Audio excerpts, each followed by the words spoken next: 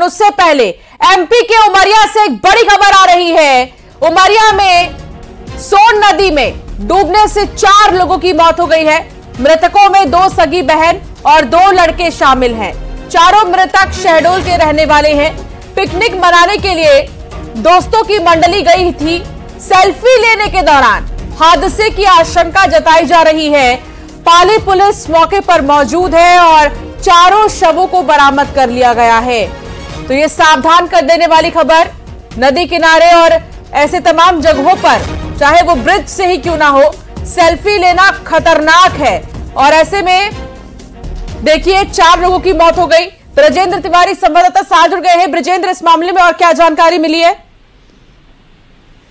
देखिए, बड़ी दुखद और बड़ी दर्दनाक घटना है जो उमरिया और शहडोल जिले के बादर में जो सोन नदी है वहां से ये सामने आई है। शहडोल के पटेल नगर के रहने वाले 4 जो दोस्त हैं वो अपने 4 और दोस्तों के साथ मिलकर के 8 लोग आज ये सोन नदी के जो चकदही घाट है चिकुरी टोला के पास में, वहां पिकनिक मनाने पहुंचे थे और उसी दौरान सेल्फी लेने के चक्कर में और ये पूरा हादसा हुआ है। ऐसा सूत्रों से जो जानकारी मिली है ऐसा बताया जा रहा है कि ये पूरा सेल्फी लेने के चक्कर में एक एक करके 4 लोग गहरे पानी में समा गए हैं। क्योंकि उन चारों लोगों से तैरना नहीं आता था, लेकिन अपने दोस्त को बचाने के चक्कर में ये चारों लोग पानी में उतर गए और ये हादसा हो गया। ठीक है, बहुत शुक्रिया जानकारी साझा करने के लिए।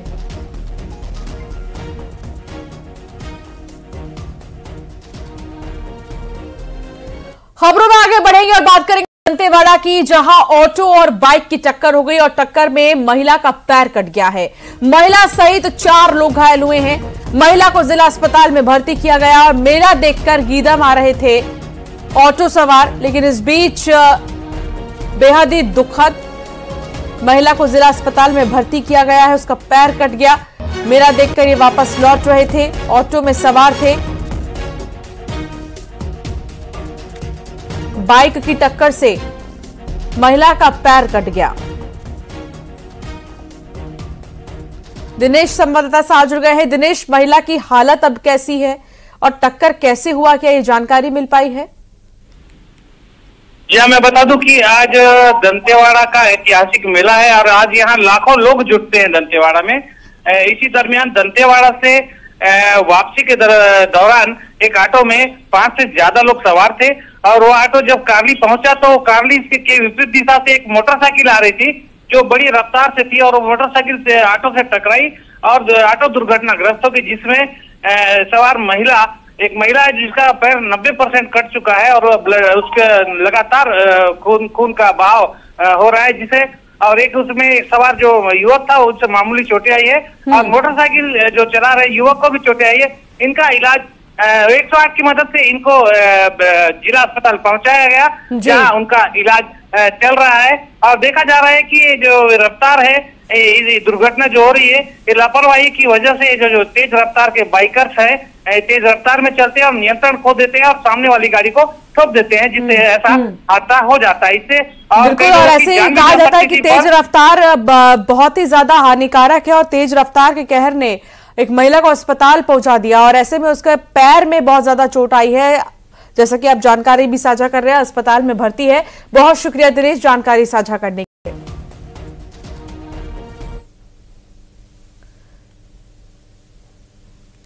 और अब खबर महासमुंद से है, जहां जीएसटी की टीम ने छापेमारी की है और ये बड़ी कार्रवाई कह सकते हैं। 27 बोरी पान मसाला बरामद किया गया है।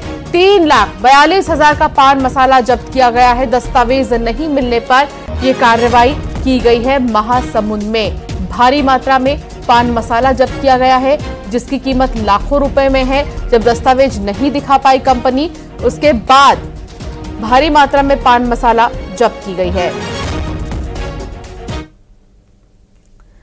और अब बात मुंगेली में किसान से लूट की। 1,78,000 रुपए की लूट की गई है। पैसे लेकर आरोपी फरार हो गया।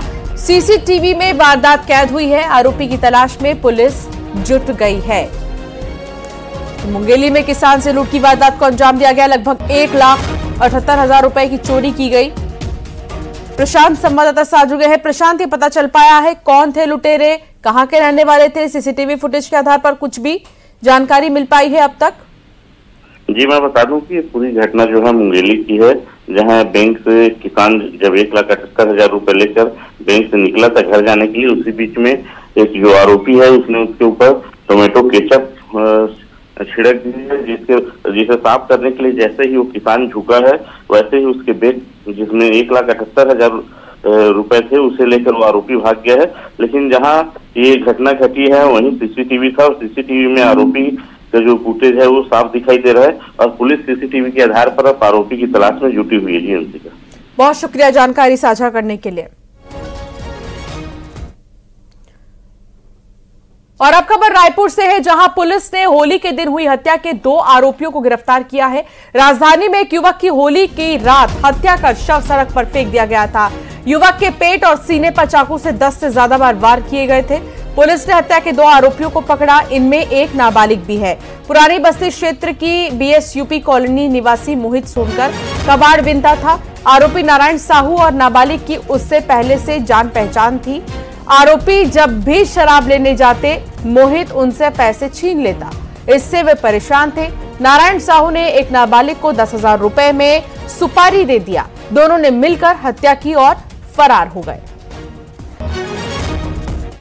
घटना में प्रयुक्त जो चाकू है, पहने हुए कपड़े हैं, जो पैसे उसने दे रखे थे रात में, उसमें से 6,000 रुपए जब्त किया गया है। दोनों आरोपियों को गिरफ्तार किया गया है, अभी न्यायिक रिमांड में भेजी जाएगी।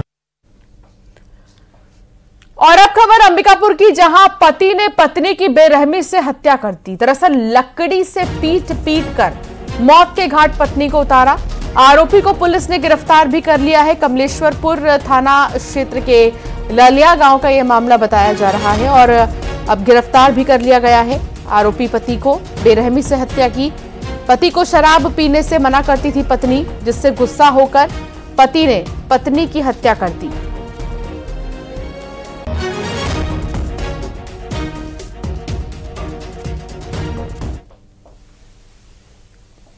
और अब खबर गरियाबंद से, जहां बड़ा हादसा देखने को मिला। तालाब में डूबने से 2 बच्चों की मौत हो गई।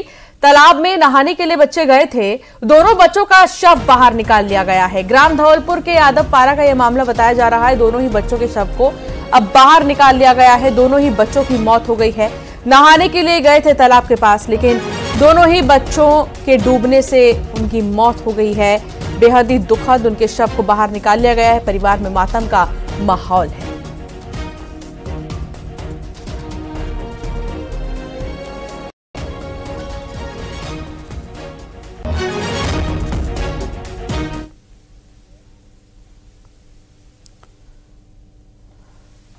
और अब खबर बिलासपुर से है, जहां नाबालिग का अपहरण कर गैंगरेप किया गया। 3 युवकों पर आरोप लगे हैं। दुष्कर्म के बाद आरोपी पीड़िता को छोड़कर भाग गए। वहीं वारदात के बाद पुलिस आरोपियों की तलाश में जुट गई है। 3 युवकों पर रेप का आरोप लगा है।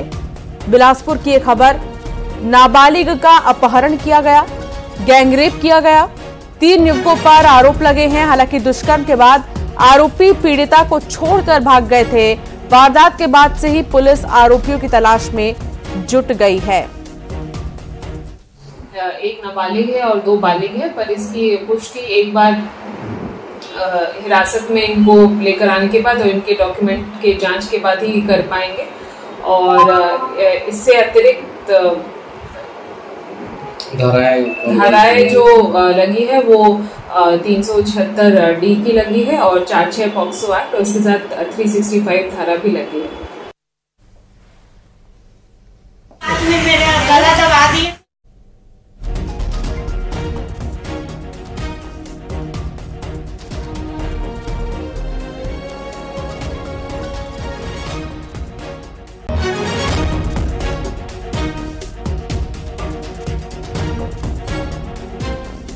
और पुलिस लगातार जांच में जुटी हुई है कि ये आरोपी कौन है, क्योंकि ये नाबालिग है और ऐसे में दुष्कर्म कर मासूम को छोड़कर वहां से भाग गए आरोपी। अब लगातार जांच पड़ताल में पुलिस जुट गई है। खबर दुर्ग से है, जहां कांग्रेस नेताओं की पोल खोलने वाले और भूपेश बघेल पर आरोप लगाने वाले एआईसीसी सदस्य अरुण सिंह सिसोदिया को सुरक्षा दी गई। सिसोदिया ने कांग्रेस कोषाध्यक्ष राम गोपाल अग्रवाल पर भ्रष्टाचार के आरोप लगाए। आरोप लगाते ही सिसोदिया को धमकियां मिलने लगी थीं। उन्होंने एसपी से सुरक्षा देने की मांग की थी।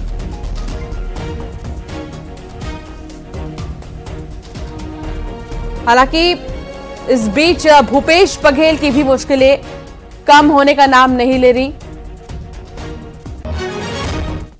निर्वाचन आयोग में हमने ये शिकायत की है कि पूर्व मुख्यमंत्री और कांग्रेस के राजनांदगांव लोकसभा क्षेत्र से जो प्रत्याशी हैं श्री भूपेश बघेल जी, उन्होंने कल अपने पाटन विधानसभा क्षेत्र के आमालोरी गांव में आयोजित कांग्रेस कार्यकर्ता सम्मेलन में भारत निर्वाचन आयोग के खिलाफ एक भड़काऊ बयान जारी किया है और उन्होंने वहां पाटन में आह्वान किया है कि राजनांदगांव लोकसभा क्षेत्र में 375 से अधिक कैंडिडेट होंगे तो निर्वाचन आयोग को राजनांदगांव में बैलेट पेपर से मतदान करवाना होगा और इसके लिए पाटन क्षेत्र के कार्यकर्ताओं को अधिक से अधिक संख्या में राजनांदगांव जाकर नामांकन दाखिल करना चाहिए।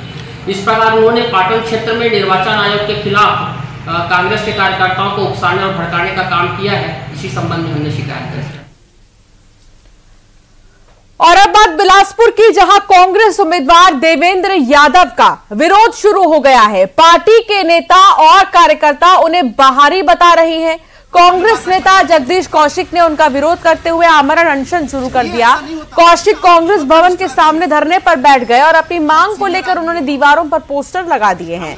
जगदीश की तरफ से कहा जा रहा है कि बिलासपुर से उन्हें प्रत्याशी क्यों नहीं बनाया गया। उन्होंने कहा कि क्या मेरी तपस्या में कोई कमी रह गई थी, पार्टी हाईकमान इसका समाधान करे।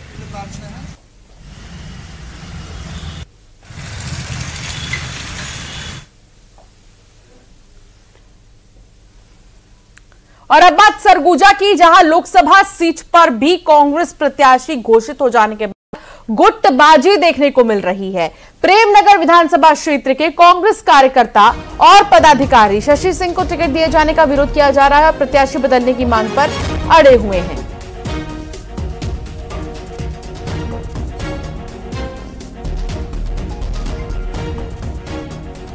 क्या है आखिर ये बैठक का कारण क्या है, हम उन्हीं से जानते हैं। हमारे साथ कांग्रेस के वरिष्ठ यहाँ पर नेता भी मौजूद हैं।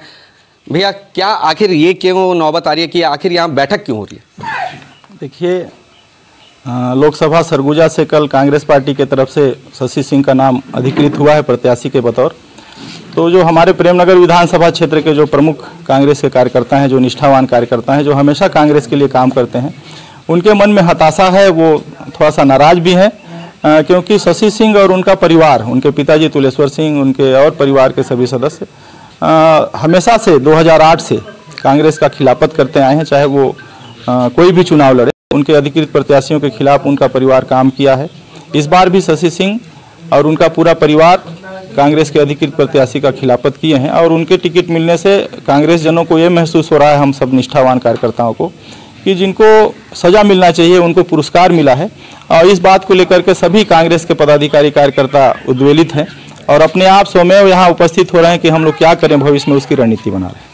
इस्तीफे की भी बातें चल रही है, चर्चा है कि इस्तीफा भी कार्यकर्ता आपके साथ में सभी इस्तीफे की बात कर रहे हैं, कितनी सच्चाई? निश्चित रूप से बात तो आ रहा है। सभी लोग थोड़ा रोष में भी हैं और चाह रहे हैं कि हम जो भी निष्ठावान कांग्रेस के कार्यकर्ता हैं, जोन प्रभारी, सेक्टर प्रभारी, ब्लॉक स्तर के पदाधिकारी, बूथ में काम करने वाले पदाधिकारी, वो सब चाह रहे हैं कि हम लोग शशि सिंह के लिए काम नहीं कर पाएंगे और सामूहिक इस्तीफे की बात कर रहे हैं। लेकिन अभी निर्णय हम लोग का नहीं हुआ है, आपस में बात कर रहे हैं। और भी अभी तो प्रमुख पदाधिकारी आए हैं, बाकी लोगों से भी चर्चा हो रही है। विकास में क्या भाजपा? नहीं, अभी तो देखिए उस विषय पे कोई चर्चा नहीं है। हम लोग सब निष्ठावान कांग्रेसी कार्यकर्ता हैं और अभी हम लोग अपना रोष और आपस का एकता की बात कर रहे हैं। तो ये दे सकते हैं कि कार्यकर्ताओं की बैठक, उनका रोष अब ये जो लोकसभा चुनाव है उस पर कितना प्रभाव डालता है, खासकर कांग्रेस के लिए? यह तो आने वाला वक्त ही बताएगा। वरुण राय, न्यूज़ 18 सूरजपुर। तो बस्तर से कांग्रेस के लोकसभा प्रत्याशी कवासी लखमा ने भी अपना नामांकन दाखिल कर दिया है। उनके साथ पीसीसी चीफ दीपक बैज और पूर्व सीएम भूपेश बघेल, छत्तीसगढ़ के प्रदेश कांग्रेस सचिव सप्तगिरी उल्का शामिल हुए। और आप ये तस्वीर भी देख रहे हैं। कवासी लखमा का नामांकन दाखिल करने के बाद दीपक बैज ने बस्तर समेत प्रदेश की सभी सीटों पर जीत का दावा किया।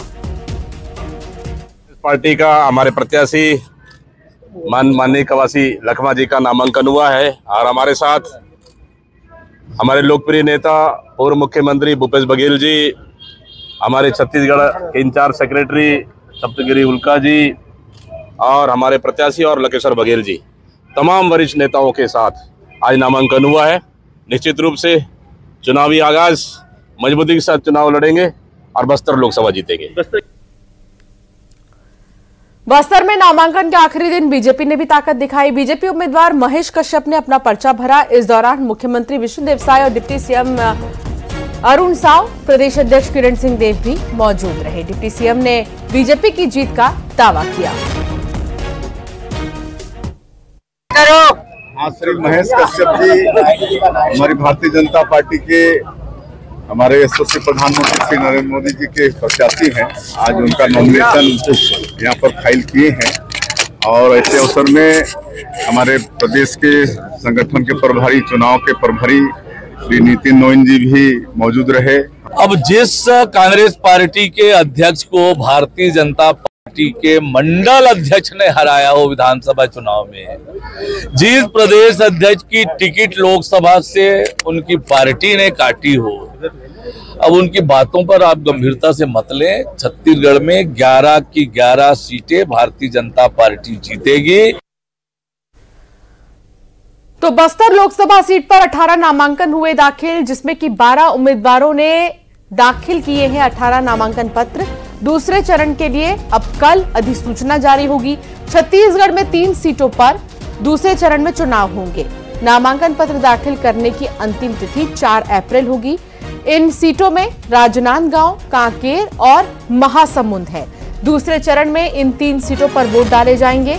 पहले चरण की बात करें तो 19 अप्रैल को वोटिंग होगी बस्तर की सीट पर और दूसरा चरण जो है 4 अप्रैल, माफ कीजिएगा, दूसरा चरण जो है वो 19 अप्रैल के बाद होगा, जिसमें कि राजनांदगांव, कांकेर, महासमुंद में वोट डाले जाएंगे।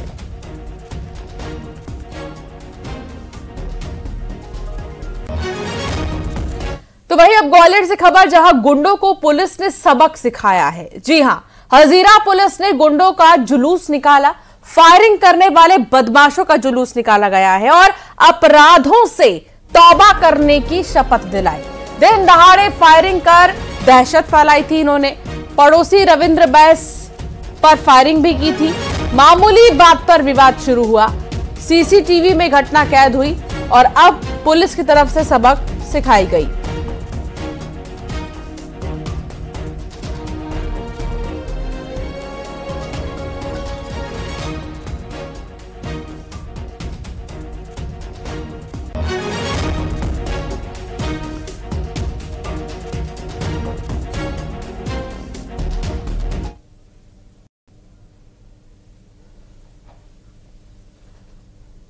और चलिए एक नजर चुनाव 24 पर।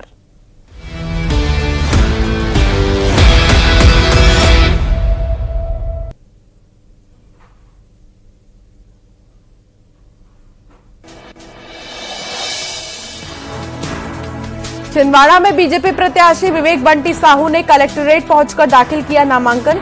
सीएम डॉक्टर मोहन यादव और कैलाश विजयवर्गीय शामिल हुए। छिंदवाड़ा से बीजेपी के प्रत्याशी के नामांकन में शामिल हुए सीएम डॉक्टर मोहन